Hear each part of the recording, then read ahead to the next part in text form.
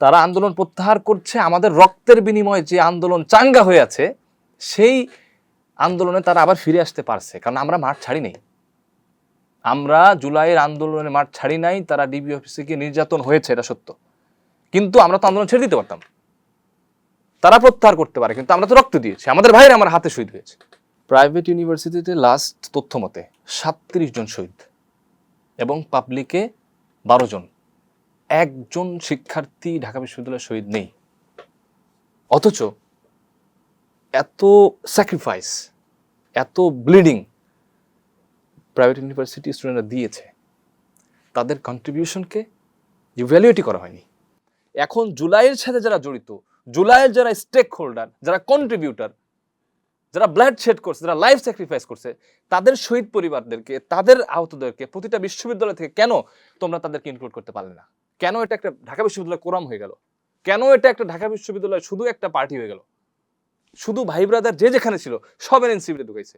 That's none of our concern. But যারা stake holder, প্রতিটা বিশ্ববিদ্যালয় থেকে আহতদেরকে নিয়ে যারা ছাত্রনেতৃত্ব দিয়েছে, যারা যোগ্য, তাদেরকে কেন এনসিপিতে ইনক্লুড করলে না? তাহলে এত বিভাজন হতো না। এরপরে তারা যখন এনসিপি করলো, সেখানে আসলে বেসরকারি বিশ্ববিদ্যালয়ের যে অংশগ্রহণ, এটা কেমন? তাদের ক্লোজ যারা ছিল, যোগ্য অযোগ্য এটা পরের কথা, হ্যাঁ, কন্ট্রিবিউশন করছে কতটুকু করে না এটা ডিফারেন্ট ডিসকোর্স। কিন্তু যারা প্রকৃত, যার জ্ঞাতা বিমান আছে ভাই, যার সেলফ স্টিম রেসপেক্ট আছে, সে তো এইভাবে যাবে না। সে তো বলবে যে আমার বিশ্ববিদ্যালয়কে সম্মান করো। চিনমূর্তিতে যে বিএনপি আপনার ইয়ে করেছে, জুলাই যোদ্ধাদের নিয়ে ইয়ে করেছে, ওখানে সিগনিফিকেন্ট তো কাউকে দেখেননি আপনি, জুলাইয়ের যারা ছিল। তাহলে এটা কি দলীয়করণ হয়েছে? এটা কি বিএনপি পন্থী? অফকোর্স ইট ইস। তাদেরকে আমরাই চিনি না ভাই, আমরা ফাইট করেছি রাজপথে, আমরা ইনস্টিটিউশন থেকে একটা বিশ্ববিদ্যালয়ের প্রতিনিধি হয়ে রাস্তায় নেমেছি, আমাদের ওখানে পার্টিসিপেশন নাই। পাবলিক ইউনিভার্সিটি কোনো জুলাই যোদ্ধাকে ওখানে দেখলাম না। মানে এরা হাতে গুনে যারা বিএনপি করে, বিএনপি পন্থী, তাদের ধরে নিয়ে স্টেজে উঠাই দিচ্ছে, হ্যাঁ তোমরাই জুলাই আসলে stakeholder. This is properly you know misuse of July. আপনার নির্বাচনের ফলাফলই তো আপনি সুষ্ঠু করতে পারেন নাই। সংস্কার যাদের দায়িত্বে গিয়েছে তারা সংস্কার পরিষদের শপথ নেন নাই, তারা প্রপারলি ইন্টারিমকে ব্যবহার করে ইলেকশন ইঞ্জিনিয়ারিংয়ের মাধ্যমে সরকার গঠন করেছে। উইদিন 10 days এই সরকারকে ফল করানো সম্ভব। এটা হাসিনার 17 বছরের এস্টাবলিশমেন্ট না। 11 দলীয় ঐক্যজোট, বাংলাদেশ জামাত ইসলামী, বাংলাদেশ আজাদ পার্টি, তারা যদি বসে জুলাই সনদ বাস্তবায়নের জন্য সমাবেশ ডাক দেয়, এই সরকার 10 days বেশি ফাংশন করতে পারবে না। যখন এটা ইন্টারন্যাশনাল গেম, তখন এখানে পলিটিক্স প্রপারলি ইনভলভ, এটা আপনাকে বুঝতে হবে।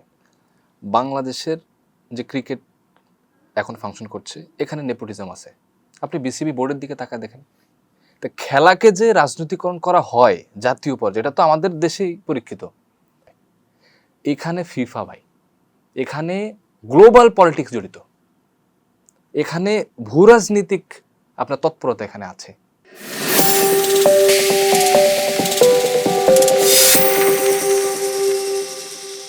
2024-এর ছাত্র জনতার যে গণঅভ্যুত্থান, সেই গণঅভ্যুত্থানে আমরা দেখতে পেয়েছি সেই সময় বেসরকারি বিশ্ববিদ্যালয়ের বড় একটা ভূমিকা ছিল। সেই ভূমিকা নিয়ে আজকে মিরর ক্যাফে আমাদের সাথে এই বিষয় নিয়ে কথা বলার জন্য স্টুডিওতে উপস্থিত আছেন সেই সময় যিনি বেসরকারি বিশ্ববিদ্যালয়ে আন্দোলন সমন্বয় করেছিলেন, শেখ মোস্তাফিজ, গুলিবিদ্ধ জুলাই যোদ্ধা।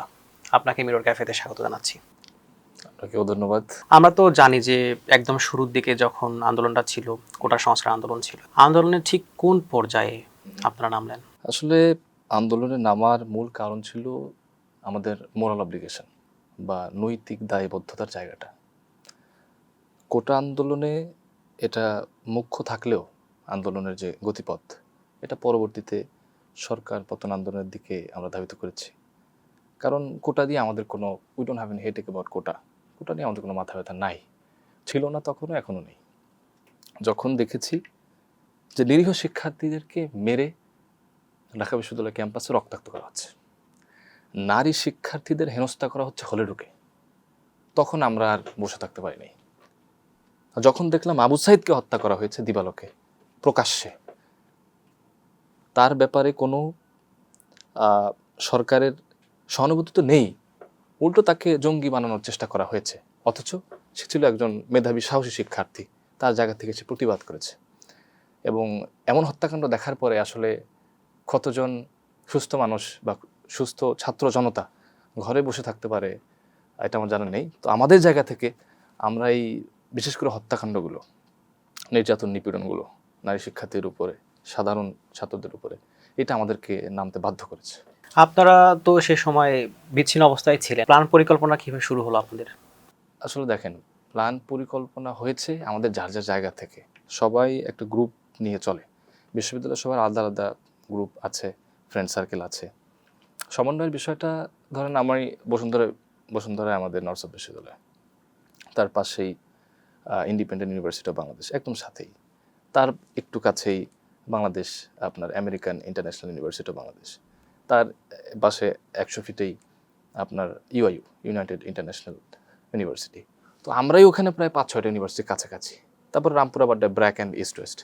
তো আমাদের মধ্যে যাদের গ্রুপে গ্রুপে কথা হতো বা আমাদের যে ফ্রেন্ডলিনেস ছিল, আমাদের কমিউনিকেশন ছিল, তারা আমাদের জায়গা থেকে আমরা সমন্বয় করছিলাম এবং আমরা কর্মসূচি দিচ্ছিলাম নিজেরা। পরদিন স্থান কাল একই সময় ঠিক করে আমরা আন্দোলনকে বেগবান করছিলাম আমাদের যারা জায়গাতে। তো এর মানে এই না যে পুরো বিশ্ববিদ্যালয়কে আমরা সমন্বয় করছি, নো। বিশ্ববিদ্যালয়ের, আমি আপনাকে প্রথমেই বললাম যে গ্রুপ আছে যার যার জায়গা থেকে। পরে যখন সমাবেত হতে শুরু করেছি তখন আমরা মানে একটা জায়গায় এসে এত বড় পরিসরে আমরা সমাগম করতে পেরেছি তৎকালীন ফ্যাসিলিটির বিরুদ্ধে। সে সময় তো 158 জন একটা সমন্বয় কমিটি ছিল, মানে সেখানে আপনারা ছিলেন কি? না, আমরা সমন্বয় কমিটির সাথে যুক্ত হইনি। সমন্বয় কমিটিতে আমাদেরকে আপনার অফার করা হলেও আমাদের মনে হয়েছে না, এটার প্রয়োজন হচ্ছে না। কারণ প্রতিদিন আমরা নামছি মাঠে, এখানে আমরা আমাদের মতো করে যারা সম্মিলিত হচ্ছে আমরা আন্দোলন করছি। তো এখানে কমিটিতে আমাদের হলেও আমরা যাইনি আর কি। পরবর্তীতে তো অনেকেই সেখানে আবার নতুন করে যুক্ত হয়েছে, আমরা সেটা শুনেছি। কারণ আমরা তখন ভাই ওখানে লিঙ্ক লবিং দেখেছি, আমরা অস্বচ্ছতা দেখেছি, ওখানে ট্রান্সপারেন্ট ছিল না। ওইখানে আপনার বৈষম্য বিরোধী ছাত্র আন্দোলন যে বিভিন্ন জায়গায় কমিটি দেওয়া হচ্ছিল, এরপরে তাদের অনেক কুকীর্তি বেরিয়েছে, ওইগুলো আমরা আগেই দেখেছি। তো সুতরাং আমাদের জায়গাটা যাতে প্রশ্নবিদ্ধ না হয়, আমরা যে কী জন্য নামছি, আমাদের প্রথমে কিন্তু আমাদের প্ল্যান পরিকল্পনা একদম ক্লিয়ার। হ্যাঁ, আমাদের অনেকভাবে অফার করা হয়েছে 17 জুলাই রাতেই, যে আমাদেরকে আন্দোলন বন্ধ করে দেওয়ার জন্য, আমরা এইভাবে যাতে না নামি। তো অনেক বিনিময়ে অফার করা হয়েছে, কিন্তু আমাদের তো আসলে ওগুলোর প্রয়োজন নেই। আমরা ওগুলো ওরকম কিছু আমাদের প্রয়োজন নাই। আল্লাহর রহমতে আমাদের স্টেবিলিটি আছে, আমাদের ওগুলো নিয়ে আমাদের অবস্থানকে আমরা পরিবর্তন করিনি। আপনারা নামলেন কবে তাহলে? যেদিন আবু সাঈদের মৃত্যু হলো আমরা পর্যবেক্ষণ করছিলাম একদম জুলাই, আপনার যখন থেকেই আপনার মানে মুভমেন্টের স্পার্ক নিচ্ছিল আপনার ঢাকা ইউনিভার্সিটিতে। 15 জুলাই যখন আরও অত্যাচারের মাত্রা বাড়ানো হলো, হলখারি করা হলো, বিশেষ করে নারী শিক্ষার্থীদের উপর আঘাত আসলো, তাদেরকে মেরে রক্তাক্ত করা হলো, এটা আমরা অবজার্ভ করতে করতে আবু সাঈদকে মারা হয় 16 জুলাই। যেটা বর্তমানে আপনার জুলাই শহীদ দিবস এবং আবু সাঈদের শাহাদাত বার্ষিকী হিসেবে পালিত হচ্ছে এবং এখনও জুলাই মাস 16 তারিখে হবে ইনশাল্লাহ। তো এই আবু সাঈদের মৃত্যুটা আসলে শুধু আমাদেরকে না, শুধু প্রাইভেট ইউনিভার্সিটি কেন বলছি আমরা, এখানে পলিটেকনিক আছে, এখানে মাদ্রাসা আছে, এখানে কারিগরি শিক্ষা বোর্ড, তারপরে সর্বস্তরের শিক্ষার্থী এবং জনতা এককভাবে নামতে পেরেছিল বলেই আজকে আমাদের সমন্বয়টা যেমন হয়েছে, আমাদের অনেক রক্ত বিসর্জন হয়েছে, জীবন বিসর্জন হয়েছে, মানে একটা জায়গায় আমাদের সফলতার জায়গাটা আমরা খুঁজে পেয়েছি 5 আগস্টের পরে। যদিও এস্টাবলিশমেন্টের অনেক ক্ষমতা আপনার থেকে যায়, আপনি দেখবেন যে মোগল সাম্রাজ্য পড়ে যাওয়ার পরেও আপনার তারপরে উসমানীয় সভ্যতা, এটা ফল করার পরেও দীর্ঘ সময় তাদের ইম্প্যাক্ট ছিল, ঠিক আছে। তো ওই আওয়ামী এস্টাবলিশমেন্ট ওটা এখনও আছে, মানে জায়গায় জায়গায় তাদের রন্ধ্রে রন্ধ্রে এখনও তাদের অবস্থান নিশ্চিত। তো আমাদের জায়গা থেকে আমরা ফল করিয়েছি, কিন্তু এরপর যারা দায়িত্ব নিয়েছেন আমাদেরকে বঞ্চিতই তো করা হয়েছে, দায়িত্ব নিয়েছেন তারা ঠিকমতো দায়িত্ব পালন করেননি, এখনও সেই ফ্যাসিজম ফাংশন করছে রাষ্ট্রের বিভিন্ন জায়গায়। আপনারা কি কি কর্মসূচি দিয়েছিলেন সে সময়? সে সময় আমরা কর্মসূচি দিয়েছিলাম যে প্রতিদিন আমাদের, আমি বলেছি প্রথমে যে ইন্ডিভিজুয়ালি আমাদের জায়গা থেকে আমরা গ্রুপিং করে আন্দোলন করেছি। কেউ বলতে পারবে না যে নর্থ সাউথ বিশ্ববিদ্যালয়ে আমি আন্দোলন করেছি, আমি নেতৃত্ব দিয়েছি, no, there is no chance. কেউ এটা ক্লেম করলে সে মিথ্যা বলছে, কারণ এক একজনের বাসা এক এক জায়গায়, এক একজনের আপনার রেসিডেন্স এক এক জায়গায়। তো ওই জায়গা থেকে তারা যারা যারা কাছাকাছি ছিল তারা তাদের মতো বের হতো, খুবই মানে নর্মালি বের হতো। তো এই জায়গাটায় কোনো কেন্দ্রীয় নেতৃত্বে জুলাই অভ্যুত্থান হয়নি। তা আমাদের কর্মসূচি ছিল একদম পরিস্থিতি বুঝে।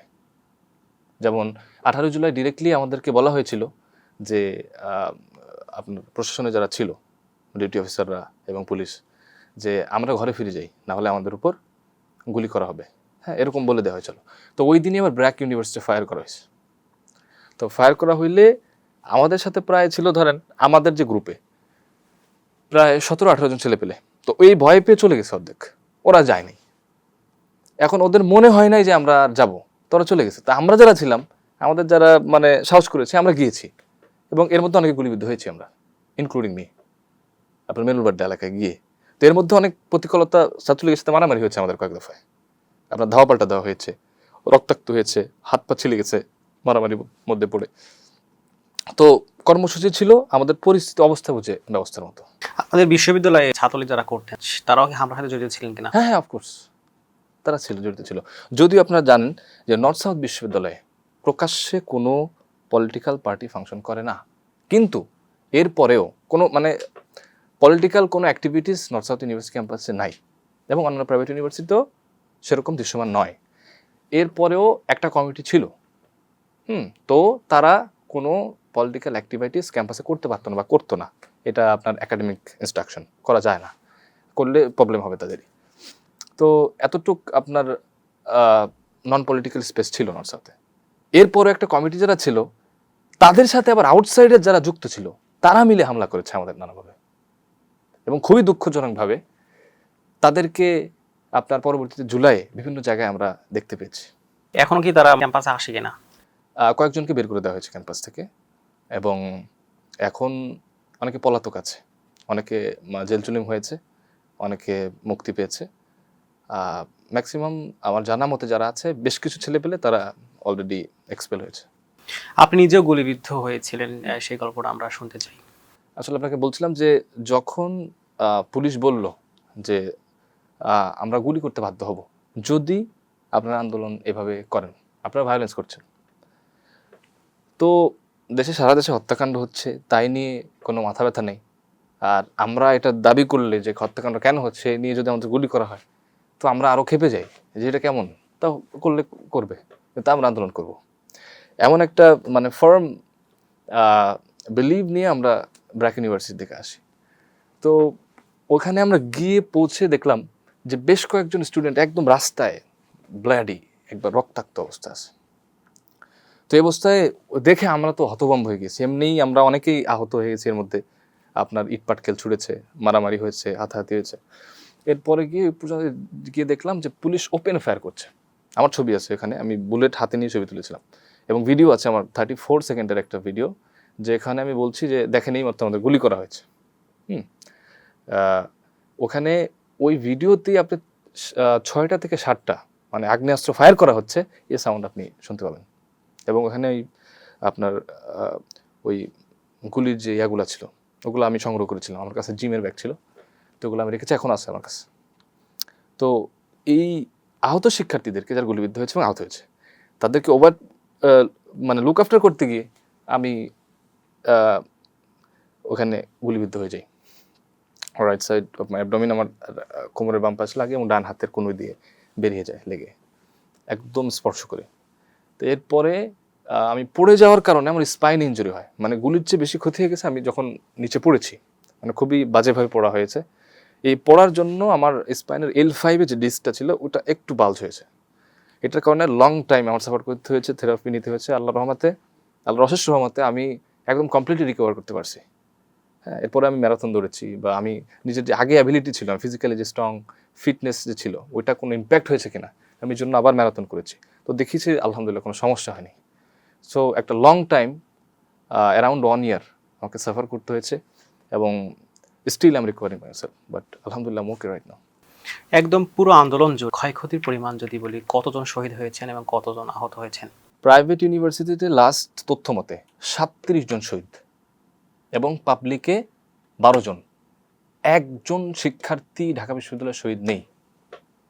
অথচ এত স্যাক্রিফাইস, এত ব্লিডিং প্রাইভেট ইউনিভার্সিটি স্টুডেন্টরা দিয়েছে, তাদের কন্ট্রিবিউশনকে ইভ্যালুয়েটই করা হয়নি। তাদের সাথে এখন আপনাদের কোনোভাবে যোগাযোগ আছে কিনা, তাদের পরিবারের সাথে? Yes yes, we have communication. এবং তারা যে এখনো জুলাইয়ের পরে বঞ্চিত, একটা জুলাই গিয়েছে আর একটা জুলাই এখন আমরা জুলাইয়ের মধ্যে আছি, তো তাদের যতটুকু প্রিভিলেজ পাওয়ার কথা তারা ওভাবে পায়নি এবং তারা খুবই তাদের দুঃখ প্রকাশ করে এখনো যে আমরা তো কিছু পাওয়ার জন্য আমাদের সন্তানদেরকে এভাবে বিলিয়ে দিইনি, কিন্তু আমাদের যে ন্যূনতম সম্মানবোধ শহীদের মা হিসেবে, বাবা হিসেবে, সেই জায়গা থেকে তাদের ঘাটতি আছে বলে তারা এখনো অনুভব করে। আহত কেমন হয়েছিল সংখ্যাটা? More than thousands of, without estimate, I cannot claim any certain number. এই যে যারা আহত হয়েছেন, মানে তাদের চিকিৎসার ব্যাপারে সরকারের পক্ষ থেকে কোনো উদ্যোগ নেওয়া হয়েছে কিনা, বা আপনারা আলাদা করে কোনো ফান্ডিং করে করছেন কিনা? আমাদের জায়গা থেকে আমরা করেছি, আমরা ফান্ড কানেক্ট করেও অনেক শহীদ পরিবারকে, অনেক আহত পরিবারকে আমরা দিয়েছি, আমাদের ব্যক্তিগত জায়গা থেকে দিয়েছি, সামাজিকভাবে কালেক্ট করে দিয়েছি, এবং কারো চিকিৎসা লাগলে অনেক ডক্টরস যারা আমাদের খুব ক্লোজ তাদের কাছে পাঠিয়েছি, অনেকের অনেক কিছু প্রয়োজন হয়েছে আমাদেরকে জানিয়েছে।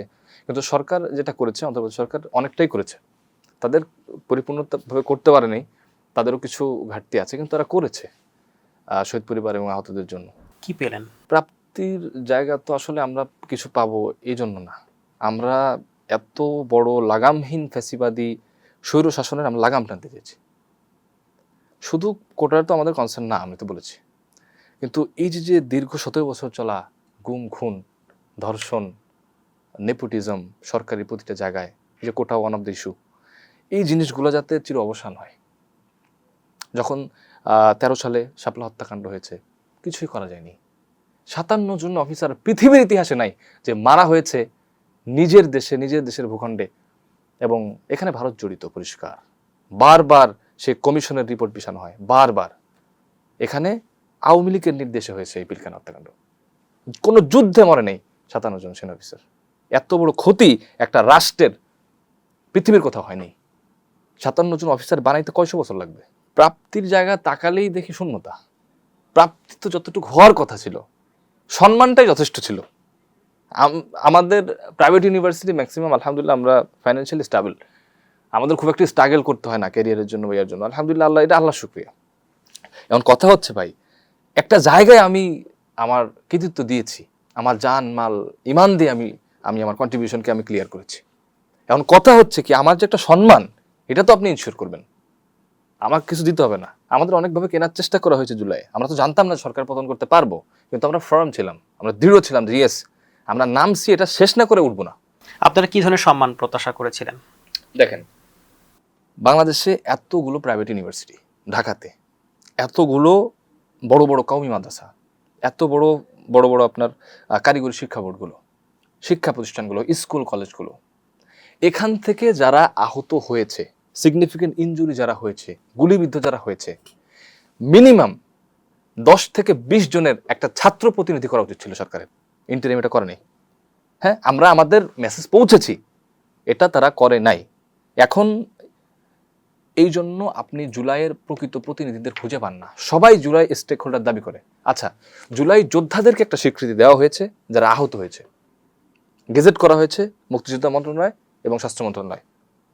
এই গেজেট ওয়াইজ তাদেরকে আমরা সিগনিফাই করতে পারি, yes they are the July warrior. হ্যাঁ, তাদেরকে নানান সুযোগ সুবিধা দেওয়া হচ্ছে, that's fine, I am one of them. এখন কথা হচ্ছে, প্রকৃত জুলাইকে যদি আপনি ধারণ করেন এবং সেটাকে আপনি উজ্জীবিত রাখতে চান, অবশ্যই সে জুলাইয়ের যে মূল ভিকটিম তাদেরকে আপনার ফ্লোর দিতে হবে। আপনারা জানেন এটা ছাত্রদের হাত থেকে শুরু হয় আন্দোলন, ছাত্রদের রক্তের জীবনের বিনিময়ে শুরু হয় এটা আন্দোলন, এরপরে জনতা সম্পৃক্ত হয়েছে। যে ছাত্রদের প্রতিটা বিশ্ববিদ্যালয় থেকে একটা সিগনিফিকেন্ট প্রতিনিধি দল থাকা উচিত, এটা ইন্টারিম করে নেই।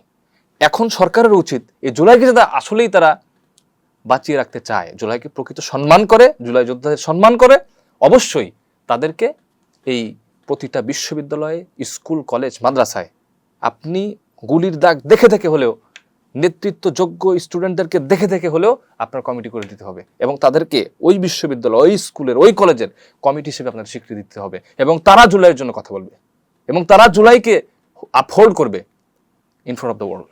আপনি বলছিলেন অন্তর্বর্তীকালীন সরকারের কথা যে তারা এটা করে নাই, সে সময় তো সেখানে 3 জন ছাত্র উপদেষ্টাও ছিলেন, মানে তারা চাইলে করতে পারতো কিনা, এবং তারা চাইলে এখনো প্রস্তাব দিতে পারে, তারা এখনো প্রস্তাবিত দেয় না এটা। তারা তো সবচেয়ে বড় ভুল করেছে যে পুরো এনসিপি যেটা, তারা তো দাবি করে আমরা জুলাই থেকে উঠে আসা, আমরা এই দাবি মেনে নিচ্ছি, ঠিক আছে, তো জুলাই থেকে উঠে আসছো, এটা তো ফ্যাক্ট।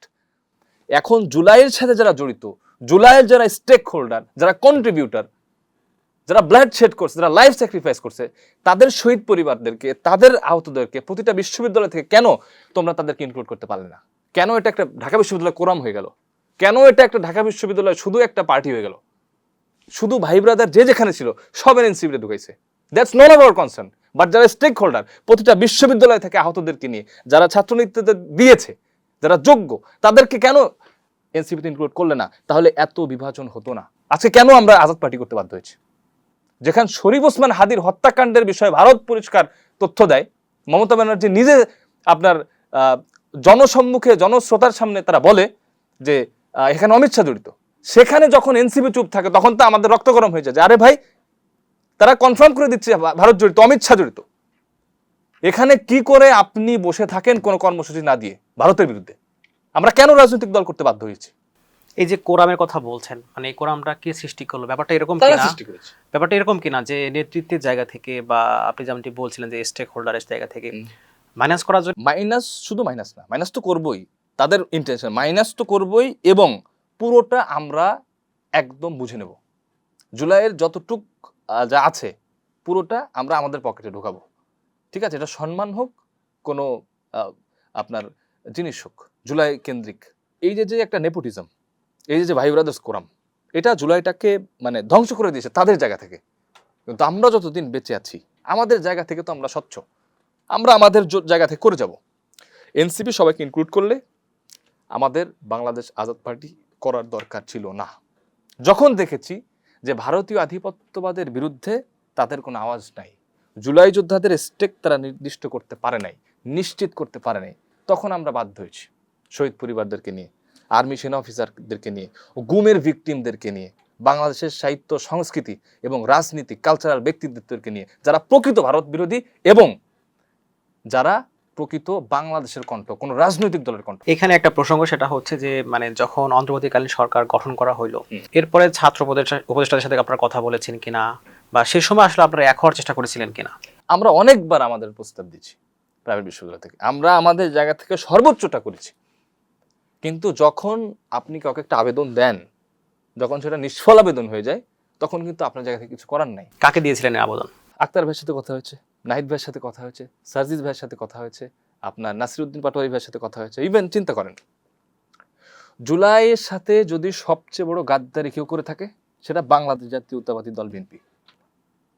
তারা সংস্কার পরিষদের শপথ যেদিন পড়ে নাই, আমাদের তার বুঝতে বাকি নেই যে তারা জাতীয় বেঈমান। তারা নির্বাচনের জন্য আপনার গণভোট দিয়েছে, এটা স্বীকার করেছে না সংসদে? করেছে। তারা কমপ্লিট এস্টাবলিশমেন্টকে ব্যবহার করে, ইন্টারিম ফাংশন ব্যবহার করে তারা ইলেকশন ইঞ্জিনিয়ারিং করেছে। There is no doubt. আপনি বলছিলেন যে সেই সময় যারা জুলাই গণঅভ্যুত্থানের ছাত্র নেতা ছিলেন, তাদেরকে আপনারা প্রস্তাব দিলেন, আপনি বলছিলেন তাদের কাছ থেকে ফিডব্যাকটা কি ছিল? হ্যাঁ, জয়েন করেন, মানে আপনারা জয়েন করেন, আপনারা রাজনীতি করেন, আমাদের সাথে থাকেন, but are we really deserve such types of approach? আমরা কি আসলে এরকম একটা অ্যাপ্রোচ ডিজার্ভ করি যে হ্যাঁ আপনারা জয়েন করেন, আমাদের সাথে রাজনীতি করেন? নো, ইউ মাস্ট রেসপেক্ট আস। ওকে, আপনাদের যতটুকু সম্মাননা আমাদের দেওয়া উচিত, এটা যখন দিবেন না, তখন আপনাদের সাথে আমাদের তো আর কোনো রাজনৈতিক সম্পর্ক হতে পারে না। যে যেখানে যাওয়ার যোগ্য তাকে সেখানে রাখতে হবে। না, সে সময় তো অন্তর্বর্তীকালীন সরকারে 3 জন ছাত্র উপদেষ্টা থাকলেও আমরা দেখছি সরকারের বিভিন্ন জায়গায় অনেক ছাত্রই ঢুকে পড়েছেন, মানে সেই জায়গা থেকেও আপনারা কোনো ধরনের সহযোগিতা বা ঢুকতে পেরেছিলেন কিনা? কিসের সহযোগিতা? আমাদের সাথে যে কমিউনিকেশনের যে জায়গাটা, তাদের স্পেস করে দেওয়ার কথা, তারাই করে নেই। আমরা করতে চাইলে স্বাভাবিক আলাপ হয়েছে, পরের টাকায় নেই। আপনাকে বলি, নর্থ বিশ্ববিদ্যালয়ে প্রায় 20 জন গুলিবিদ্ধ আহত শিক্ষার্থী আছে। সরকার ওই বছরের নভেম্বর অক্টোবরে একটা প্রজ্ঞাপন জারি করেছে শিক্ষা মন্ত্রণালয় থেকে, যে আহত শিক্ষার্থীদের, যাদের তখনও গেজেট হয়নি, অনেকের গেজেট চলমান ছিল, তাদেরকে বিনামূল্যে স্কুল, কলেজ, মাদ্রাসা, কারিগরি শিক্ষা বোর্ড, সকল বিশ্ববিদ্যালয়, সরকারি এবং বেসরকারি, সে যে শিক্ষা প্রতিষ্ঠানই হোক, শুধু শিক্ষার্থী হলেই হবে, তার লেখাপড়ার খরচ বিশ্ববিদ্যালয়ের জীবন পর্যন্ত মৌকুব। এটা সরকারের প্রজ্ঞাপন, এটা বাধ্য যে কোনো প্রতিষ্ঠান। এটা আমার বিশ্ববিদ্যালয় মানতে চায়নি তৎকালীন যিনি দায়িত্বে ছিলেন, এখনও আছেন। তো আমি ইউজিসিতে গিয়েছি, ইউজিসিতে আবেদন করেছি, যেটা সরকারের প্রজ্ঞাপন এই বিশ্ববিদ্যালয় মানছে না। পরে আবেদন দেওয়ার পরে ইউজিসি আবেদন যাওয়ার পরে মানে রিপ্লাই দিছে বিশ্ববিদ্যালয়কে, আপনারা কেন সরকারের হুকুম মানছেন না। এই বিষয়ে 2-3 মাস আমি এমন খেটেছি, আমি এবং আমার আহত শিক্ষার্থীরা, সেটা বলার বাইরে। কোনো জুলাই যোদ্ধাকে, কোনো সমন্বয়ককে পাশে পাইনি। নাহিদ ভাইকে আমি বলেছিলাম, ভাইয়ের কোনো একটা সমস্যা হচ্ছে, ঠিক আছে এই বিষয়ে আমি দেখি কথা বলবো। তো আমি আর ওনাকে বিরক্ত করে যাইনি, কারণ আমার একটা রেসপেক্টের জায়গা আছে। আমি আমার তো একটা মানে নিজের সেলফ রেসপেক্ট আছে। আমি দ্বিতীয়বার বলবো না, যাবো না, দরকার নেই।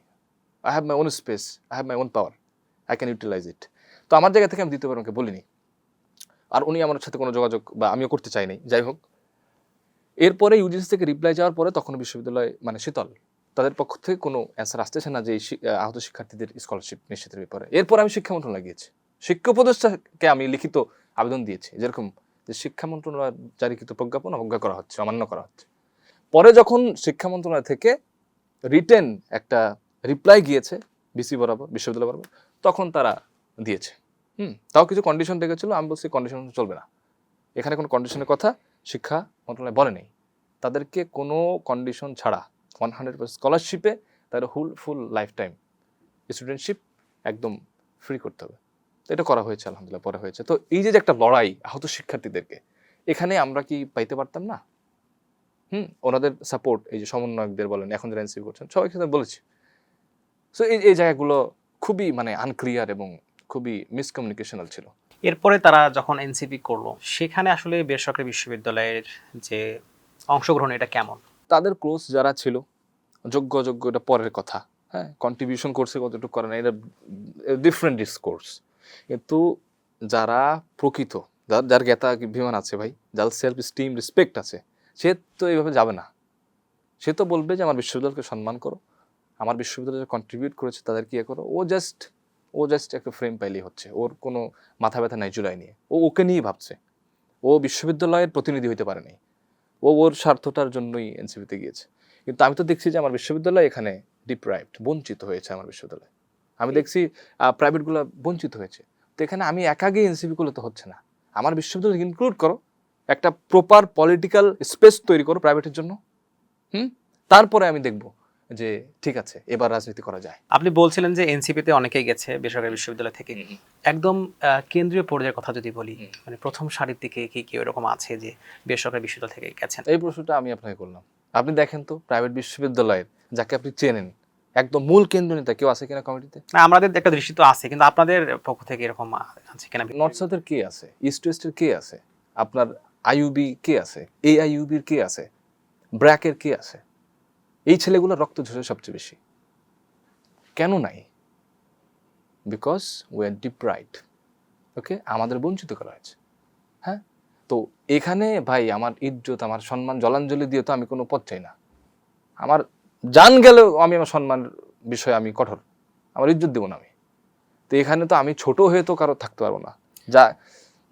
যার মধ্যে আল্লাহ নেতৃত্ব গুণ দিয়েছে সে শহীদ হয়ে যাবে, কিন্তু অযোগ্য নেতৃত্ব মেনে নেবে না। আচ্ছা, এখানে একটা প্রশ্ন, সেটা হচ্ছে যে আপনারা বলছেন যে তারা আপনাদেরকে স্পেস দেয়নি বা সেভাবে অ্যাপ্রোচটা আসলে করে নাই।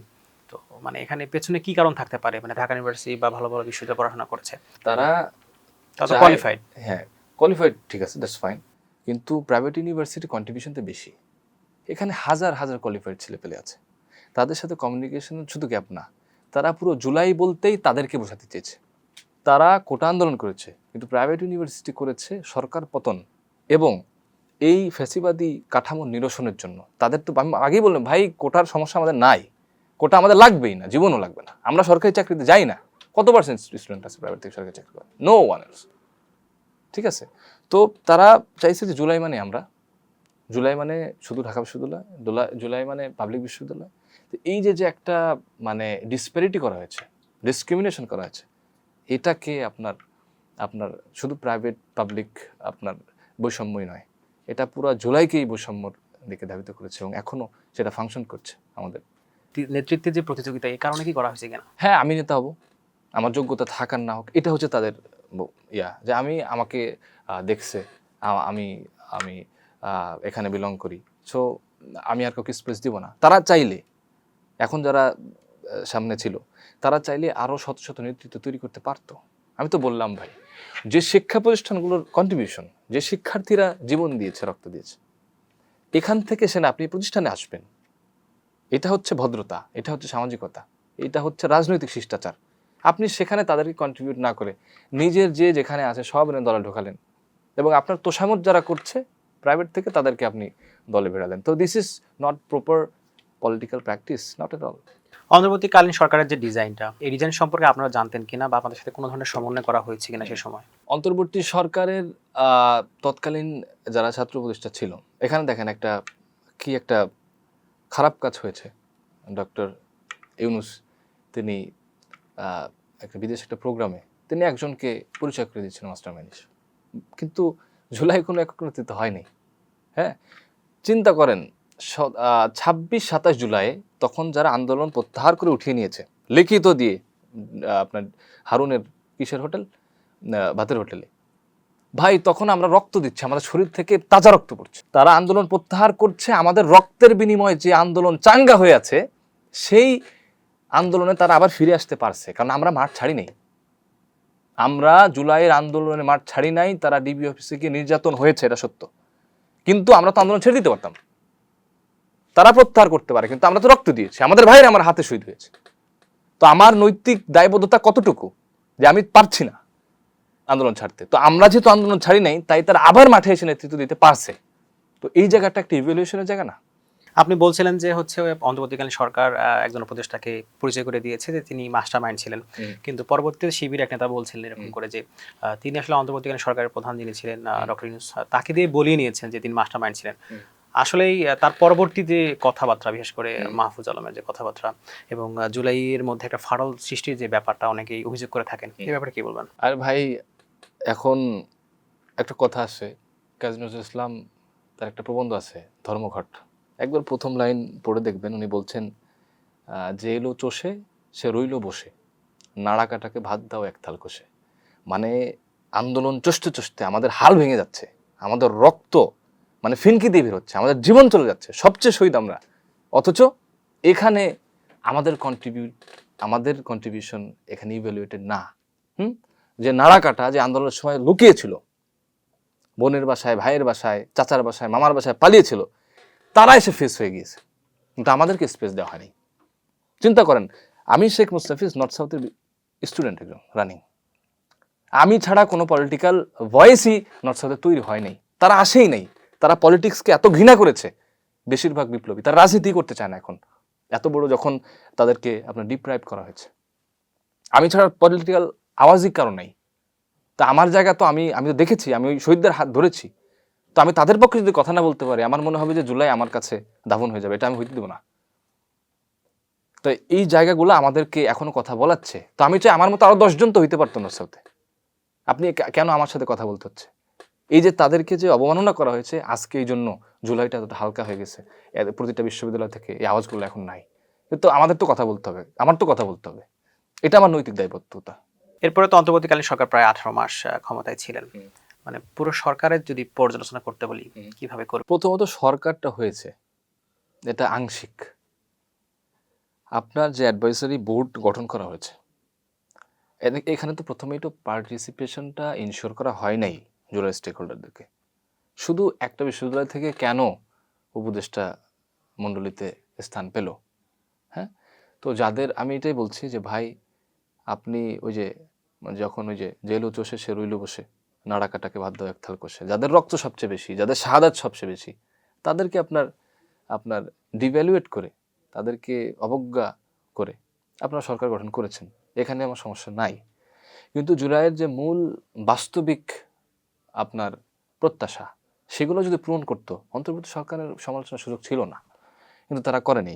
এই যে 3 জন ছাত্র উপদেষ্টা গেলেন, আপনাদের সাথে কোনো আলোচনা করেছেন কি সরকার যাওয়ার আগে? না, প্রাইভেট বিশ্ববিদ্যালয়ের যে আমি কি বললাম, জুলাইয়ের সবচেয়ে বড়, আপনি বলেন জুলাইয়ের সবচেয়ে বড় স্টেক হোল্ডার কারা? যে শহীদ হয়েছে সে, তার তো আর কিছু চাওয়ার নাই জুলাইয়ের কাছে, রাষ্ট্রের কাছে কিছু চাওয়ার আছে, চলে গেছে। তার পরিবারকে আপনি সহানুভূতি দেখাবেন, তার পরিবারকে আপনি সম্মান দেবেন। এরপরে কারা? যারা আহত, গুলিবিদ্ধ হয়েছে, সিগনিফিকেন্ট ইনজুরি হয়েছে, বেঁচে আছে, পঙ্গু হয়েছে, হাত হারাইছে, পায়ে হারাইছে, আহত হয়ে সুস্থ হয়েছে, তারাই তো মূল স্টেক হোল্ডার শহীদদের পরে। তো সেই আহতদের কাছে আপনি আসলেন না, তাদের খবর নিলেন না। এখন পর্যন্ত প্রতিটা বিশ্ববিদ্যালয় শিক্ষা প্রতিষ্ঠানে কতজন আহত আছে, কমিটি তো দূরের কথা, কোনো তালিকাই করেনি এই সরকার। এবং এইটাই জুলাই ভুলণ্ঠিত হয়ে যাওয়ার অন্যতম কারণ। কিন্তু আমরা আমাদের জায়গা থেকে সরব আছি, আমাদের জায়গা থেকে আমরা জুলাইয়ের জন্য কাজ করে যাচ্ছি। কিন্তু সরকারের যে এটা ইন্টারিমের যেমন ব্যর্থতা ছিল, এখন বর্তমান সরকারেরও একই ব্যর্থতা দায় নিতে হবে। এবং জাস্ট ওয়ান থিং, এই কদিন আগে বিএনপি সরকার অ্যারাউন্ড 2 days ব্যাক চীনমন্ত্রী সম্মেলনে জুলাই যোদ্ধাদেরকে নিয়ে একটা অনুষ্ঠান করেছে। সেখানে আপনি ছিলেন কিনা? আরে ভাই, ওখানে কোনো বিশ্ববিদ্যালয়ের প্রতিনিধি দেখান তোমাকে। জুলাই স্টেক হোল্ডার কারা? শহীদের পরে আহতরা। সেই আহতদের নেতৃত্ব কোথা থেকে শুরু হয়েছে? সবচেয়ে বেশি রক্ত ঝরেছে প্রাইভেটে। তো প্রাইভেট থেকে আপনার বাংলাদেশে 10টা প্রাইভেট ইউনিভার্সিটি নাই?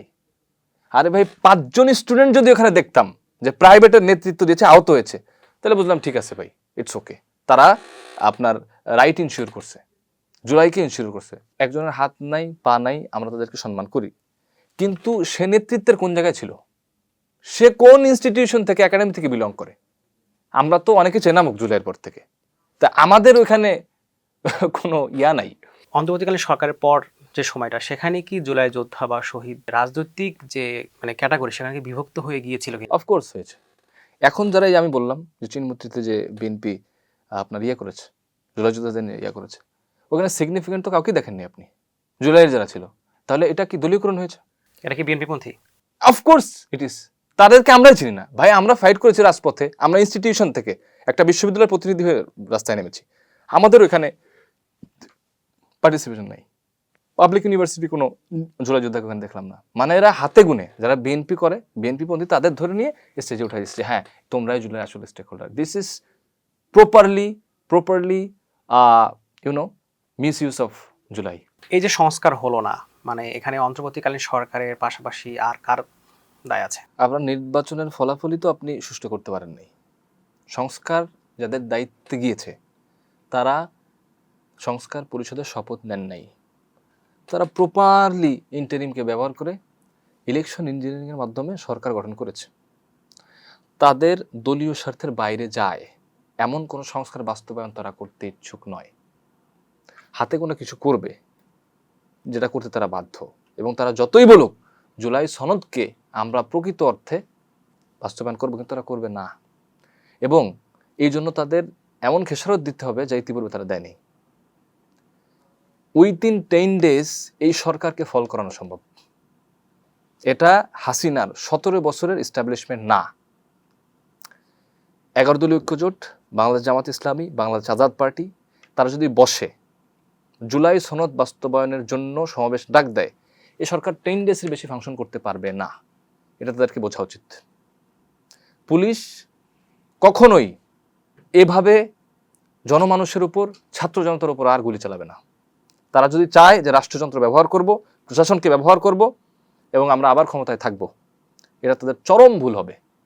এবং এটা তাদের এখনই অনুধাবন হয়ে যাওয়া উচিত।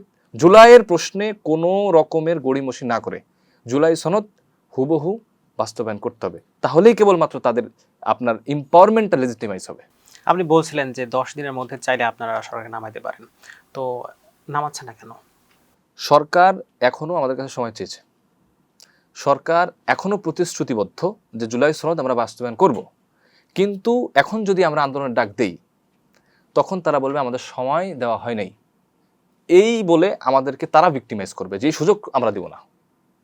আমাদের কথা হচ্ছে তোমরা সময় চেয়েছো, সময় নাও, কিন্তু এই সিগনিফিকেন্ট রিফরমেশনগুলা যদি অ্যাকচুয়ালাইজ না করো, এরপরে দেখবে কত দানে কত চাল।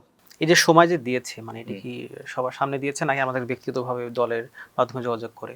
আপনাকে বলি, জুলাই সনদ বাস্তবায়ন ইস্যুতে আমরা ঢাকা বিশ্ববিদ্যালয়ের 2 জন স্টুডেন্ট ছিল, আমার ভাই এবং আমি। আপনারা দেখেছেন যে 3 দিন আমরা অনশন করেছি, এবং বিরোধী দল থেকে 5 জন সংসদ সদস্য আমাদের সাথে সাক্ষাৎ করতে এসেছে একদম শাহবাগ চত্বরে, রাজু ভাস্কর্যের পাদদেশে। তারা আমাদেরকে প্রতিশ্রুতি দিয়েছে, আমরা বলেছি আপনারা সংসদে এই কথা উঠান যে কোনো নোট অফ ডিসেন্ট, কোনো রকমের কোনো গড়িমসি ব্যতীত আপনি জুলাই সনদ বাস্তবায়ন করবেন। তারা আনকনস্টিটিউশনাল কথা সংসদে বলেছেন, সালাউদ্দিন আহমেদ বলেছেন, ঠিক আছে। এগুলোর বিপরীতে জুলাই সনদ বাস্তবায়নের পক্ষে আমরা অনশন করেছি, সরকার পক্ষ থেকে কোনো রিপ্লাই আমাদের আসে নাই। কিন্তু এখন তো আমাদের বিরোধী দলকে নিয়ে কাজ করতে হবে, কারণ সরকার আমাদের কথা শুনছে না। তারা আমাদেরকে আশ্বস্ত করেছে সরকার সময় চেয়েছে, আপনারা অনশন ভেঙে দেন। গুমের শিকার এখন সংসদ সদস্য সম্মানীয় মাননীয় সংসদ ব্যারিস্টার আরমান, তিনি এসে আমাদের অনশন ভাঙলেন। আমরা স্যালাইনে ছিলাম যখন আমাদের শরীরে আর কোনো আপনার নিউট্রিশন নাই, তখন তিনি আমাদের অনশন ভাঙিয়েছেন এবং আমাদের কথা দিয়েছেন যে আল্লাহর হস্তে আপনারা অনশন ভাঙেন, জুলাই সনদ বাস্তবায়নের জন্য যা করা লাগে। পরের দিনই আমিরে জামাতের প্রোগ্রামে আমার সাথে কথা হয়েছে। আমিরে জামাত নাইন ইসলাম ছিলেন, আপনার চিফ হুইপ, আরও 4-5 জন সংসদ সদস্য ছিলেন এবং কেন্দ্রীয় নেতারা ছিলেন 11 দলীয় জোটের। তারা আমাদেরকে কথা দিয়েছে যে আমাদের জান দিয়ে হলেও জুলাই সনদ বাস্তবায়ন করব। সুতরাং তারা আমাদের আশ্বস্ত করার দরুন আমরা আন্দোলন করিনি। এই সময়টা কত মাসের মতো? তারা কয়েক মাস সময় চেয়েছে, বেশ কয়েক মাস তাদের লাগবে এবং আমাদের যেটা ধারণা তারা পারবে না এবং করবে না, তাদের উপর ভারতীয় চাপ আছে। তারা মুসলেখা দিয়ে আসছে এমন একটা কথা তো আমরা শুনি বাজারে। তো যাই করুক, যাই করে আসুক না কেন, কিন্তু জুলাই প্রশ্নে যদি উনি পিছপা হন তাহলে সরকারের সাথে আমাদের কোনো সম্পর্ক নাই। যদি তারা জনবান্ধব, জুলাই বান্ধব, মানবাধিকার বান্ধব কার্যক্রম করে, জুলাই সনদ বাস্তবায়ন করে, তবেই কেবলমাত্র সরকার আমাদের সহযোগিতা পাবে।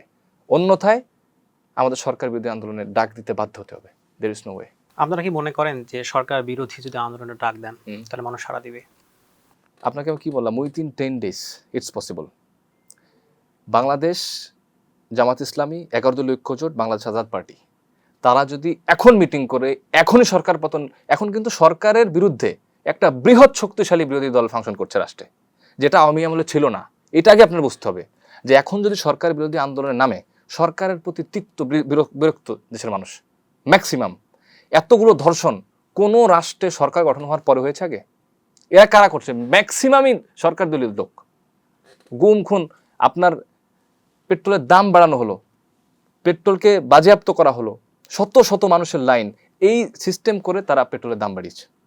ঠিক আছে, আরও প্রতিটা জায়গায় তারা তাদের একক আধিপত্য ধরে রাখতে চাইছে, আমলাতান্ত্রিক জায়গায়, প্রশাসনিক জায়গায়, ব্যাংকের জায়গায়। বাংলাদেশের ইতিহাসে ভাই 14তম গভর্নর যাকে নিযুক্ত করা হয়েছে বাংলাদেশ ব্যাংকে, কোনো ব্যবসায়ী, এটা বাংলাদেশের ইতিহাসে একটা জঘন্যতম নিয়োগ হয়েছে, যেটা রাষ্ট্রের ফাংশনকে ধ্বংস করে দিতে পারে। আপনি বলছিলেন যে বিরোধী দল খুব শক্তিশালী, কিন্তু অনেকে তো অভিযোগ করছে কোনো শক্তি নাই। বিরোধী খুবই সংসদে নমনীয়তা দেখাচ্ছে, এ ব্যাপারে আমাদের ঘোর আপত্তি আছে। যদি আমাদেরকে কথা তো দিয়েছে যে আপনারা অনশন ভাঙেন, আপনারা একটু শান্ত হন, তারা সময় নিয়েছে, সময় আমরা দেই, আমরা সময় দিচ্ছি, কিন্তু তারও তো একটা, প্রত্যেকটা জিনিসের একটা লিমিটেশন তো আছে। এবং আপনাকে আমি বলি, আপনার ফ্যাসিস্ট হাসিনার এই যে ফ্যাসিজম, এটা তো 100 বছরের কারিগরির মাধ্যমে হয়েছে, একদিনে তো হয়নি।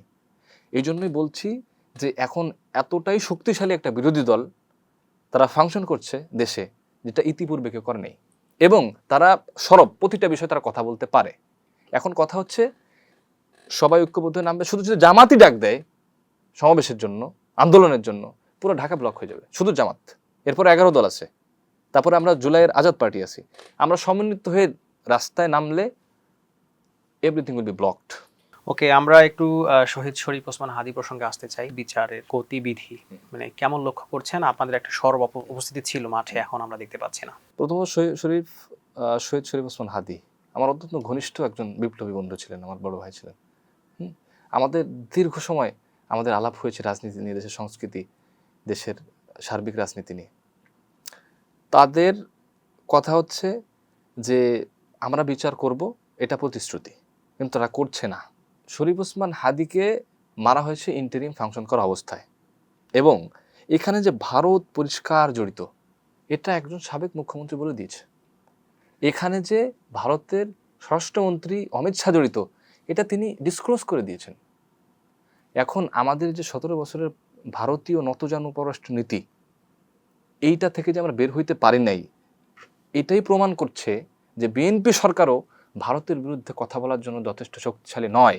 শুধুমাত্র তিস্তার যে চুক্তির জন্য চীনে গিয়ে মাননীয় প্রধানমন্ত্রী কথা বলে এসেছেন, সেখানেও ভারতের ভেটো আছে, সেখানেও ভারতের ঘোর আপত্তি আছে, কারণ তারা চায় না যে বাংলাদেশ অন্য কোনো রাষ্ট্রের দ্বারা সার্বিক সহযোগিতা পাক, উন্নয়ন সাধন করুক।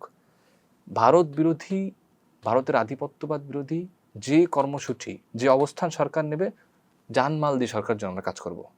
জুলাইয়ের বিরুদ্ধে সরকার যাবে, বাংলাদেশের স্বাধীনতা সার্বভৌমত্বের বিরুদ্ধে সরকার যাবে, আমাদের অবস্থান একান্তই কঠোর হবে সরকারের বিরুদ্ধে। আমরা তো দেখছি যে জুলাইকে ঘিরে উদযাপন চলছে, ঠিক এই সময়ে একজন অভিনেত্রী মেহের আফরোজ শাওন, তিনি জুলাইকে নিয়ে একটি পোস্ট দিয়েছিলেন যে সিডিআই, পরবর্তীতে তিনি ক্ষমাও চেয়েছেন আংশিক, এবং যদিও সেটি নিয়ে অনেকের আপত্তি আছে, তিনি বলেছেন যে শহীদ পরিবারের কাছে তিনি ক্ষমা চেয়েছেন, কিন্তু যারা শহীদ না, যারা এই জুলাইকে ডিজাইন করেছে তাদের কাছে তিনি ক্ষমা চান নাই।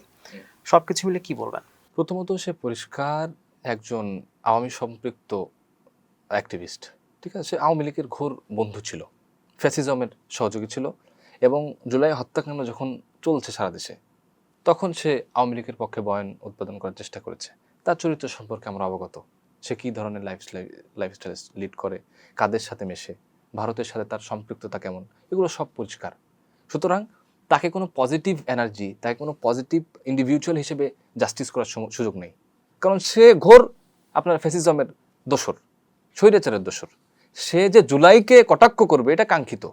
সরকার যেরকম বেয়াদব, এরকম অসামাজিক মানে লোকদেরকে এখনো কথা বলার সুযোগ দিচ্ছে কোনো ব্যবস্থা না নিয়ে, এটা সরকারের প্রতি ধিক্কার এবং লজ্জা।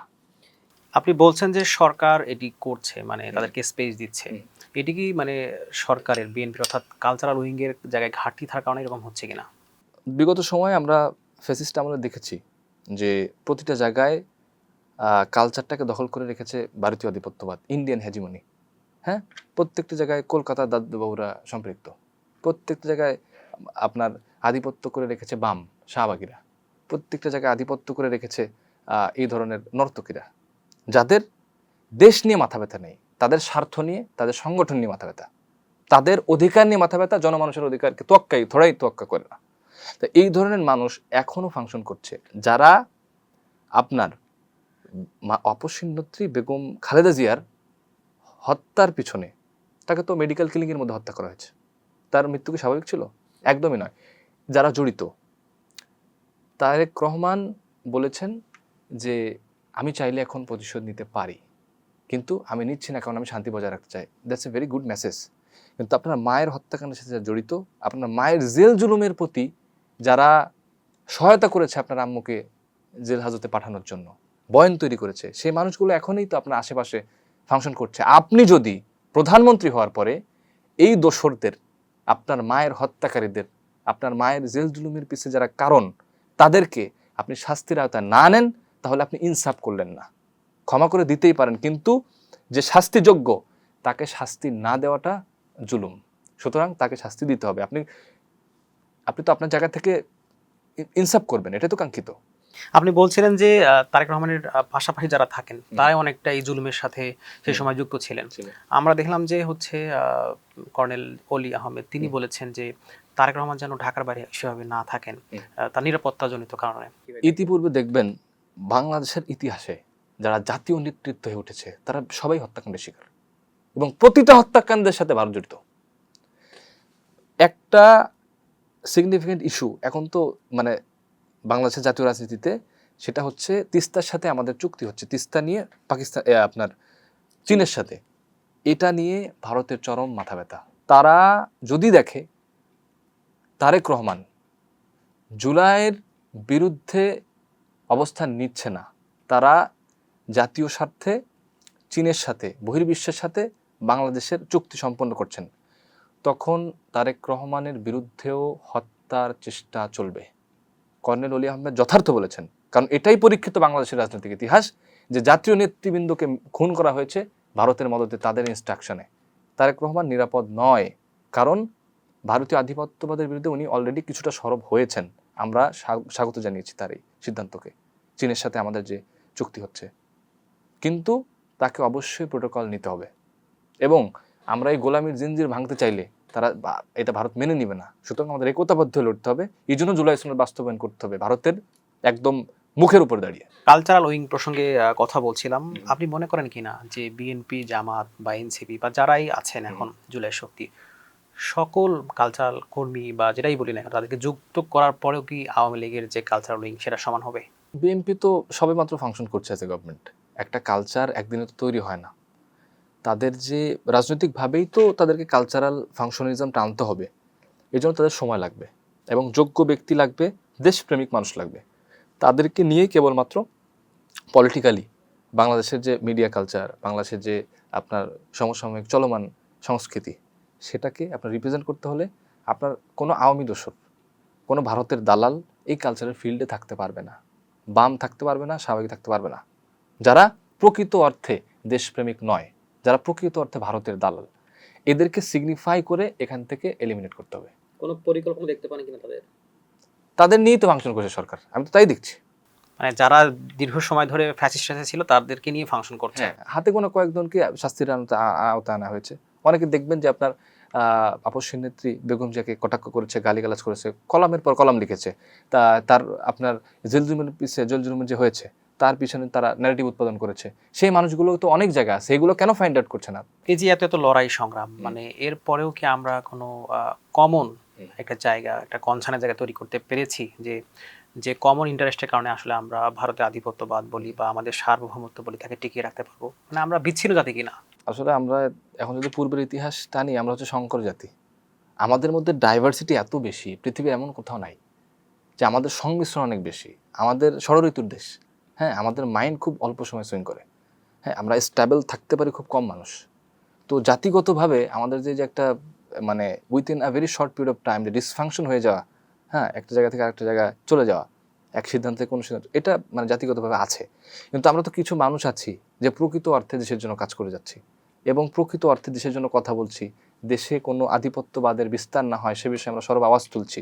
তো এরপরে আমাদের জায়গা থেকে যারা কাজ করছেন, আমরা সবাই কিন্তু ঐক্যবদ্ধভাবে কাজ করছি এবং যারা আমাদের সহযোগিতা করবেন এবং আমাদের লড়াইয়ের সঙ্গী হবেন তাদেরকে নিয়ে আমাদের কাজ করতে হবে। হ্যাঁ, বাংলাদেশে এই মুহূর্তে আওয়ামী লীগের যে ভ্যানগার্ড কারা?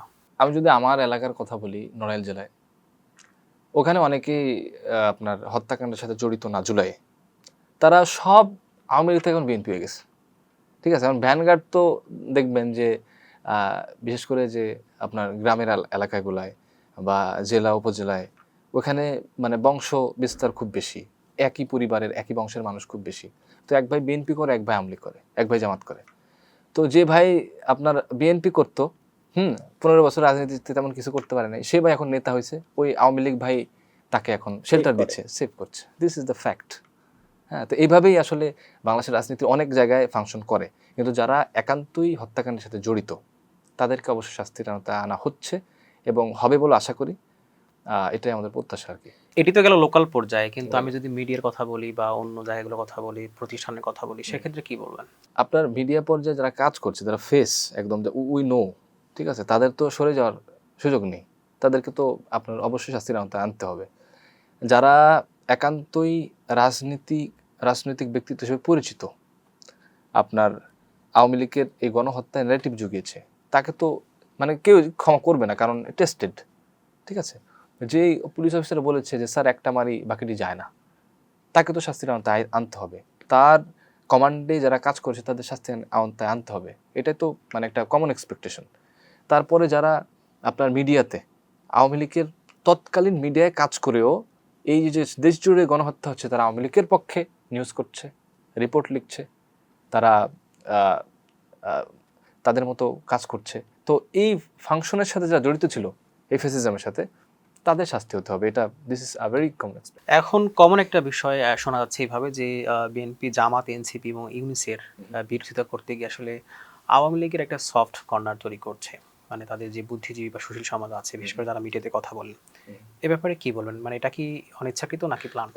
আসলে এখানে ইন্টারনালি অনেক কিছু হতে পারে, কিন্তু আমাদের অ্যাজাম্পশনের জায়গায়, হাইপোথিসিসের জায়গায় আমরা আমাদের একটা স্টেটমেন্ট দিতে পারি, এটা আমাদের সুযোগ আছে। সেটা হচ্ছে আওয়ামী লীগকে নর্মালাইজ তো লোকালি হচ্ছে, অনেক নেতাকর্মী তাদের শেল্টার দিচ্ছে যারা বিএনপিতে এখন পদধারী। তারপরে রাষ্ট্রীয় পর্যায়ে যে যতটুক পারে আপনার চেষ্টা করছে, অনেকে অর্থের বিনিময়ে, অনেক সুযোগ সুবিধার বিনিময়ে আওয়ামী লীগকে পুনর্বাসন করছে। তো মূলত আপনার জাতিসংঘ স্বীকৃত Awami League is a terrorist organization, এটা পরীক্ষিত এবং এটা টেস্টেড সারা বিশ্বের কাছে। সুতরাং তারা যে নীতি আদর্শের বলে রাজনীতি করতো মিথ্যা ন্যারেটিভ দিয়ে, আপনার মুজিব দিয়ে, ৭১ কেবলমাত্র তাদের, হ্যাঁ, এবং এখানে আর কেউ ছিল না। যেমন এখন এনসিপি যেটা করতে চাচ্ছে জুলাইকে নিয়ে, this is a very hard trending issue. ঠিক আছে, যে একটা অর্জনকে, জাতীয় অর্জনকে দলীয়করণ করা, ৭১-এর ক্ষেত্রে যেমন হয়েছে, জুলাইয়ের ক্ষেত্রে তেমন চেষ্টা করা হচ্ছে। যেমন বিএনপি প্রোগ্রাম করলে তাদের জুলাইয়ের লোক ডাকছে, এনসিপি করলে তাদের জুলাইয়ের লোক ডাকছে, জামাত করলে তাদের চেষ্টা করছে। তো এখানে জাতীয় ঐক্যমতে জুলাইকে ধারণ করতে হবে, জুলাইকে দলীয় ঐক্যমতে ধারণ করা যাবে না। ঠিক আছে, জুলাইকে দলীয় করা যাবে না। হ্যাঁ, তো ন্যারেটিভটা এমনই যে লাখো শহীদের রক্তে কেনা ৭১ যদি কোনো দলের কারো বাপের না হয়, তাহলে এত হাজারো শহীদের রক্তে অর্জিত এই জুলাই কেন কোনো দলের হবে, কেন কারো বাপের হবে? ফিফা ওয়ার্ল্ড কাপ 2026 চলমান আছে, তো এটি কি শুধুমাত্রই খেলা কিনা, মানে এখানে রাজনীতি কিছু আছে কিনা? মানে আমরা তো খেলাকে খেলাভাবেই চিন্তা করতে চাই, কিন্তু সাম্প্রতিক সময় আমরা যে ম্যাচগুলো দেখছি, কি বলবেন? যখন এটা আপনার ন্যাশনাল গেম, যখন এটা ইন্টারন্যাশনাল গেম, তখন এখানে পলিটিক্স প্রপারলি ইনভলভ, এটা আপনাকে বুঝতে হবে। বাংলাদেশের যে ক্রিকেট এখন ফাংশন করছে, এখানে নেপোটিজম আছে। আপনি বিসিবি বোর্ডের দিকে তাকায় দেখেন, তো খেলাকে যে রাজনৈতিকরণ করা হয় জাতীয় পর্যায়ে, এটা তো আমাদের দেশেই পরীক্ষিত। উপদেষ্টাদের, আপনার ক্যাবিনেটের মিনিস্টারের ছেলে মেয়ে এখানে যুক্ত, মিনিস্টারের আপনার ওয়াইফকে এখানে বোর্ডে রাখা হয়েছে। তা এগুলো তো প্রপার ইভ্যালুয়েশন না। তা আমরা তো জাতীয় রাজনীতি দেখছি যে আপনার খেলাধুলার মধ্যে নেপোটিজম হয়, পলিটিক্যাল ইনভলভমেন্ট হয়। এখানে ফিফা ভাই, এখানে গ্লোবাল পলিটিক্স জড়িত, এখানে ভূরাজনীতিক আপনার তৎপরতা এখানে আছে। এখানে আপনি দেখবেন যে কালকের খেলাটাই শুধু আপনি পর্যালোচনা করেন, কতগুলো ফাউল এখানে দেওয়া যেত, দেওয়া হয়নি।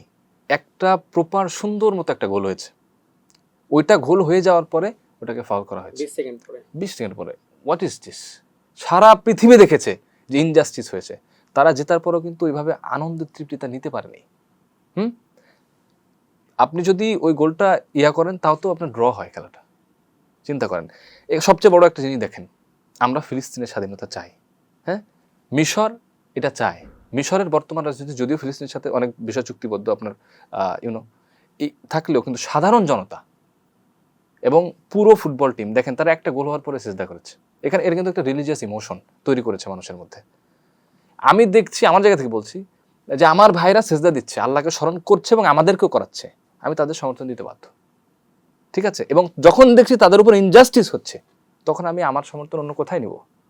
নিঃসন্দেহে আর্জেন্টিনা ভালো খেলে, নিঃসন্দেহে মেসি ভালো খেলে, কিন্তু তাদেরকে এতটা ছাড় দেওয়া, তাদেরকে জয়ের রাস্তায় ধাবিত হতে এতটা সহযোগিতা করা, এটা তো আনফেয়ার। এটা বলেছে কিন্তু আপনার যে মোস্তফা জিকুজি ছেলেটা, সে বলেছে যে রেফারি এটা সে আনফেয়ার ছিল। এখানে অনেকে যেমনটা বলেন যে খেলাধুলা তো হারাম জিনিস, আবার এখানে শুধুমাত্রই খেলা, এখানে রাজনীতি কেন আনতে হবে? এখানে তো রাজনীতি আমি দেখছি, আনবো কেন? আমি রাজনীতি এসে বসে আছে। যে রেফারি, তাকে দোষ দিয়ে লাভ নেই, তার উপর ফিফা, সে ফিফার হুকুমের গোলাম। ফিফা আপনার ইসরায়েলের গোলাম। ফিফাতে যারা আছে একটার পর একটা এইভাবে ফাংশন করে। ঠিক আছে, আপনি আর্জেন্টিনার আপনার বর্তমান যে গভর্নমেন্ট দেখেন, তারা কতটা ইহুদিবাদের সাথে জড়িত, কতটা ইসরায়েলের সাথে পলিটিক্যালি এঙ্গেজ। ঠিক আছে, এখন এই জিনিসগুলো না আপনার ওভাবে নিরপেক্ষতা তৈরি করতে পারে না মাঠে, তারা বাধ্য, তারা নেপোটিজম করতে বাধ্য, তারা এভাবে দলীয়করণ করতে বাধ্য। এই প্রসঙ্গে একটু বলতে চাই, আমরা দেখলাম যে আর্জেন্টিনা এবং মিশরের যে ম্যাচটা, এরপরেই অনেক রাজনীতিবিদ, একদম পাবলিক ফিগার, তারা অনেক বেশি এটি নিয়ে উদযাপন করেছে। তারা তো বলে, ইনসাফের কথা বলে, এবং বিরোধী পক্ষ যখনই কোনো কিছু বলে সেখানে তারা বেইনসাফি পাইলে অনেক বেশি প্রতিবাদ করে। একই সাথে তারা ফিলিস্তিনের পক্ষে কথা বলে। তো এই যে আর্জেন্টিনা এবং যে মিশরের ম্যাচটা, মানে এখানে কি তারা কোনো বেইনসাফি কিছু পায় নাই, নাকি শুধুমাত্র তাদের নিজের পছন্দের দল বলে তারা অন্ধভক্তের যে ব্যাপারটা, মানে এখানে কাজ করেছে? এখানে দেখবেন বেশিরভাগই আর্জেন্টাইন জেতার পরে তারা অনেকে উদযাপন করেছেন, তরুণ রাজনীতিবিদ বাংলাদেশে। তারা ইনসাফের কথা বলে কিভাবে? এই খেলা দেখার পরে। রাজনৈতিক মাঠে তারা ইনসাফ কিভাবে নিশ্চিত করবে, যখন আমি সচক্ষে দেখছি এটা আনফেয়ার হচ্ছে। আমি তখন একটা পোস্ট দিয়েছিলাম আর কি, যে ঠিক আছে, যে আসলে ফিফার সবচেয়ে বড় বেইনসাফ হয়েছে ওই গোলটাকে বাদ করে দেওয়া। এরপরে ফাউল হইলে ফাউল না দেওয়া, এরপরে তাদের তৎপরতাকে বেশি প্রায়োরিটাইজ করা ফিল্ডে। তো এই জিনিসগুলা তাদের প্রতি ফেভার করেছে the referee and the system. তো তারা যদিও ইনসাফের কথা বলছেন, এখানটা আমি দেখছি ইনসাফ হচ্ছে, সে এখানে সমর্থন করে কিভাবে? আপনি একই সাথে ফিলিস্তিনের স্বাধীনতা চাচ্ছেন, আবার ইসরায়েলকেও ভালোবাসছেন, এটা তো হয় না। আপনি ইসরায়েলকে ভালোবেসে ফিলিস্তিনের স্বাধীনতা তো চাইতে পারেন না।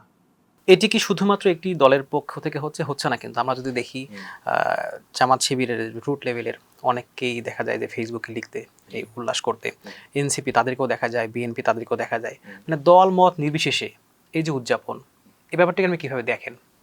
এখানে ইন্ডিভিজুয়ালি অনেক উদযাপন করেছেন, কিন্তু আমি অনেক ফুটবলের শুভাকাঙ্ক্ষী, অনেক নিয়মিত দর্শক, অনেক প্লেয়ার্স, অনেকে মানে যারা ফুটবলের সাথে সম্পৃক্ত, তারা অনেকে উদযাপন করেনি। কিন্তু যারা রাজনীতিবিদ, যারা করছে, আমি তো দেখছি তারা মিথ্যাকে গ্রহণ করছে, তারা বেইনসাফিকে সমর্থন করছে। সারা পৃথিবী আসে কেন আপনার মিশরের প্রতি সিম্প্যাথি প্রকাশ করলো? কারণ তাদের উপর জুলুম হয়েছে, তাদের উপর জাস্টিস হয় নাই। This is the fact. Okay, এখানে যে এক্সট্রা ফেভার করা হয়েছে আর্জেন্টিনাকে, এটা তো সত্য, এটা দেখেছি আমরা। আমাদের তো এখানে দ্বিমত পোষণ করার সুযোগ নেই। তাদের পরিষ্কার এত সুন্দর একটা চমৎকার গোল যখন বাদ করে দেওয়া হয়, তখন তো আর কিছু বোঝার নাই যে আসলে সিস্টেম, দ্য এস্টাবলিশমেন্ট কোন দিকে ফাংশন করছে, কোন দিকে ইন্ডিকেট করছে। আপনি মনে করেন কি না যে এই যে মানে ইনসাফের পক্ষে থাকা যে ব্যাপার, মানে এটা হচ্ছে না শুধুমাত্র আমরা জাতি ধর্ম বর্ণ নির্বিশেষে আমাদের দেশের হিসাবে বা ইনসাফের পক্ষের হিসাবে সম্মিলিত যে আবেগের ব্যাপারটা, এইটার ঘাটতি আছে বলে? প্রত্যেকটা জিনিসের একটা কালেকটিভ অ্যাপ্রোচ থাকতে হয় জাতিগতভাবে ইনসাফের পক্ষে। সেটা জুলাইতে কিন্তু হয়েছিল। জাতীয় ঐক্যমতে আমরা এসেছিলাম ফ্যাসিস্টের বিরুদ্ধে, আমরা সিংহভাগ আন্দোলন করেছিলাম বলেই কেবলমাত্র এই অপশক্তিকে আপনার ফল করা সম্ভব হয়েছে। সুতরাং শুধু এটা জুলাই কেন আমরা এক থাকবো, আমাদের প্রতিটা বেইনসাফের বিরুদ্ধে এক থাকা উচিত।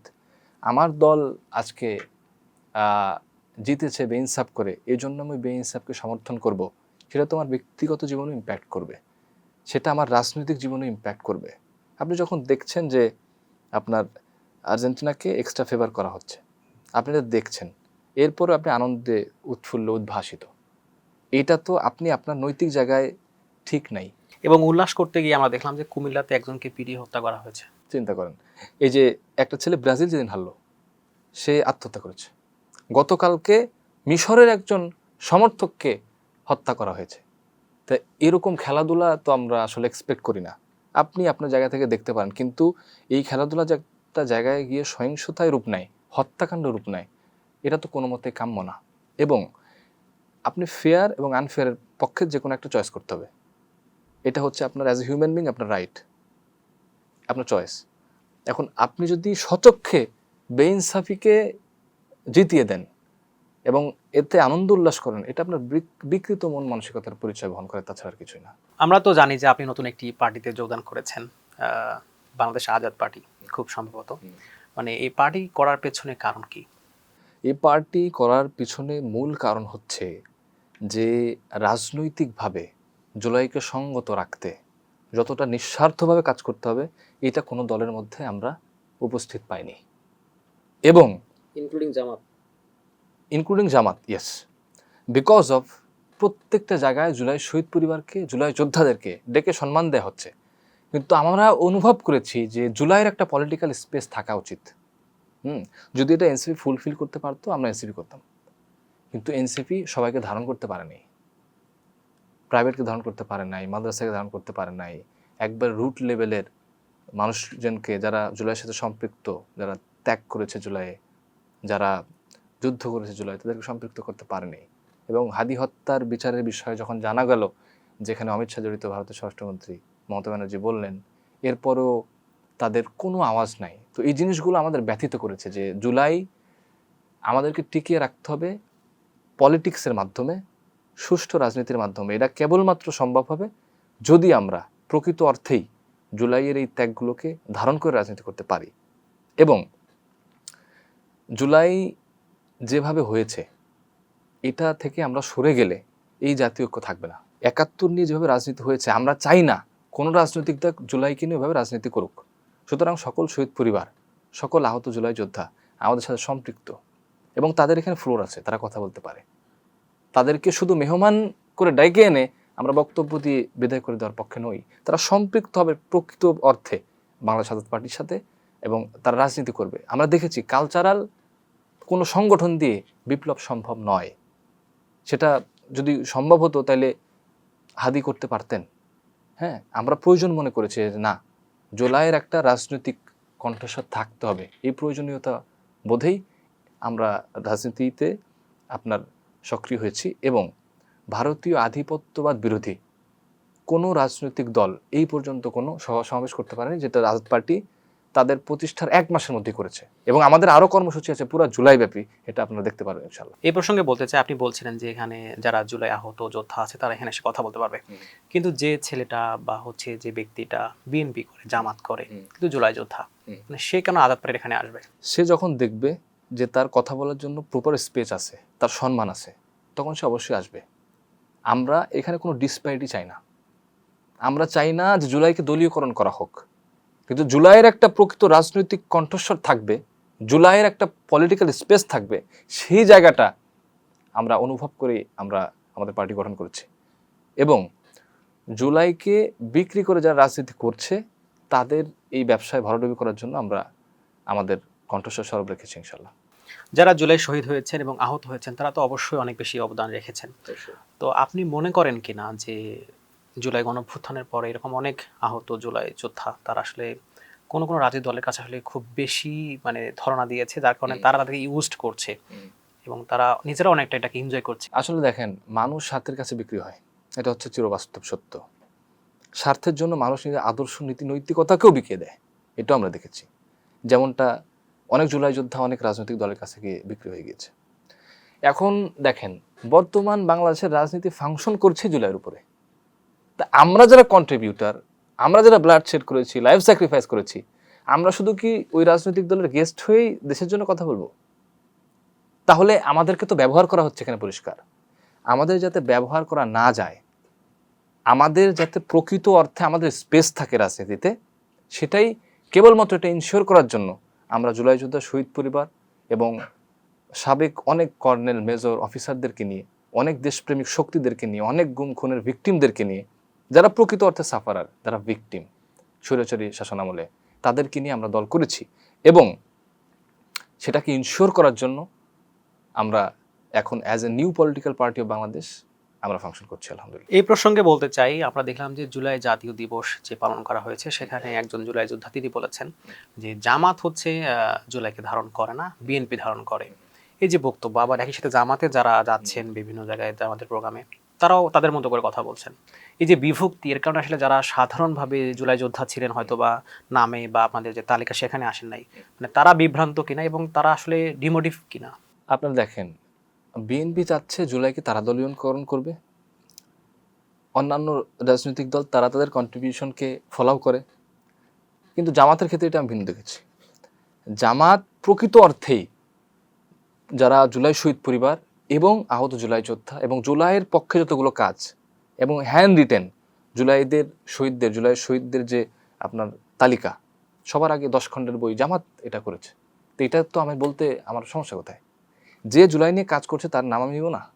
সবচেয়ে বেশি উপকৃত হয়েছে বাংলাদেশ জামাত ইসলাম থেকে জুলাই শহীদ পরিবার, মানে দলীয় জায়গা থেকে, সরকারি জায়গা থেকে তো হচ্ছেই, কিন্তু সবচেয়ে বেশি জুলাইয়ের পাশে, জুলাইকে সফল করতে সবচেয়ে বেশি রাজনৈতিক দল হিসেবে যদি কোনো সংগঠন কাজ করে থাকে জামাত, ফর শিওর। কারণ আমরা নিজে দেখেছি জামাত শিবির কীভাবে তাদের ম্যান ফোর্স দিয়ে, তাদের যে অর্থবিত্ত দিয়ে এই জুলাইকে ফ্যাসিলিটেট করেছে, তারা এই সংগ্রামটাকে ত্বরান্বিত করছে, আমরা দেখেছি। এই জন্য আমরা তাদের আসলে ক্রেডিট বলতে বাধ্য।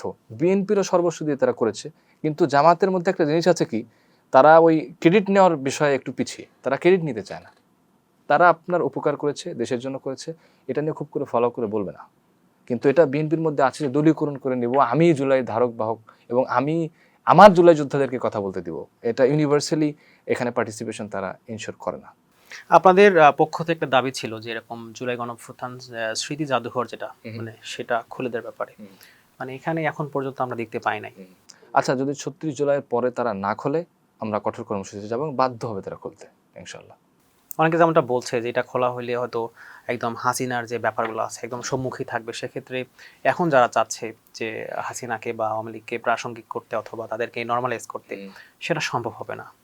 হাসিনা বাংলাদেশে সে আর কোনোদিন রাজনীতি করতে পারবে না, এটা আপনি ধ্রুব সত্য হিসেবে আজকেই আপনার মনের মধ্যে গেঁথে নিন। এটা চিরবাস্তব। সে আর কোনোদিন বাংলাদেশে এসে আওয়ামী লীগের হাল ধরে রাজনীতি করতে পারবে না। এটা বাংলাদেশের মানুষের সিংহভাগ মানুষের ডিসিশন। এটা আমরা স্লোগান দিয়েছি না, ক্ষমতা না জনতা। তো জনতা আপনাকে চায় না সিংহভাগ।